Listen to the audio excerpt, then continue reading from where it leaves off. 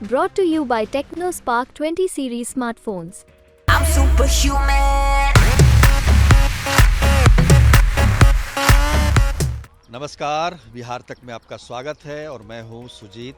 खगड़िया लोकसभा क्षेत्र में खड़ा हूं और मेरे पीछे जो आप दृश्य देख रहे हैं, खगड़िया का ओरिजिनल दृश्य यही है, क्योंकि बिहार में सबसे ज़्यादा जो जिला या लोकसभा क्षेत्र बाढ़ से प्रभावित होता है वो खगड़िया है। इसके पीछे की वजह ये है कि अधिकतर नदियाँ यहीं आकर एक दूसरे से मिलती हैं, फिर गंगा में मिलती हैं। मतलब आप समझ लीजिए कि 7 नदियां हैं यहाँ पर खगड़िया में, जिसमें कोसी नदी है जहाँ पर मैं खड़ा हूँ, और बागमती है, बूढ़ी गंडक है। ये तमाम नदी एक साथ मिलकर खगड़िया में बड़ी तबाही मचाती है। हालांकि पिछले कुछ सालों से बाढ़ में कमी आई है, लेकिन इसके बावजूद यहाँ की सबसे बड़ी समस्या जो है वो बाढ़ है। खगड़िया लोकसभा क्षेत्र में हम बात करें 2024 के मद्देनज़र तो 12 उम्मीदवार चुनाव मैदान में हैं।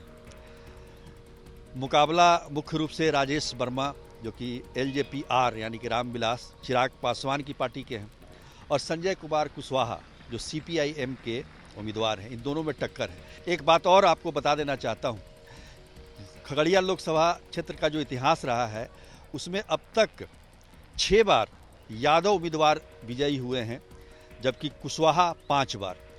तो आप इसी से समझ लीजिए कि यहाँ जो लड़ाई होती है कुशवाहा और यादव के बीच होती है।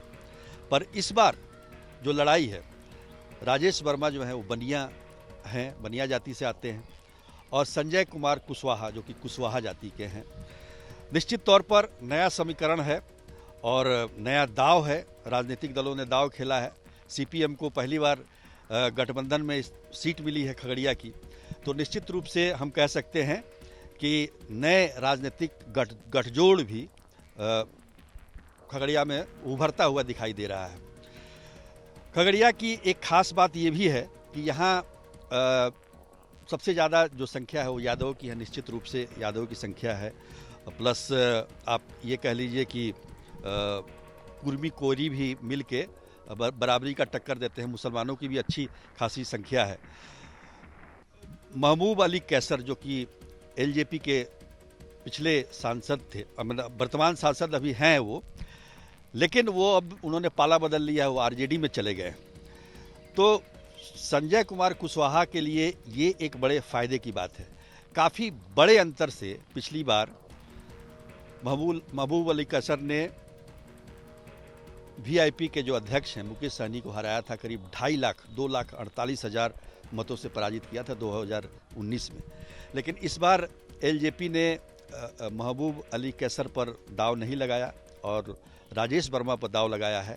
बनिया जाति से आते हैं, और मुझे लगता है कि अगर पिछले 3 बार के जो लोकसभा चुनाव हुए हैं उसमें हम गौर करें तो तीनों बार यहाँ से NDA के उम्मीदवार ही जीते हैं। 2009 में दिनेश चंद्र यादव जीते थे, और 2 बार से महबूब अली कैसर यहाँ से विजयी होते रहे हैं LJP के टिकट पर। इस बार के समीकरण को हम देखें तो निश्चित तौर पर कहीं ना कहीं यहाँ पर कुशवाहा जाति से, क्योंकि मैंने पहले ही कहा कि कुशवाहा जाति के 5 बार विजयी रहे हैं उम्मीदवार यहाँ पे, तो दावा मजबूत होता है संजय कुशवाहा का।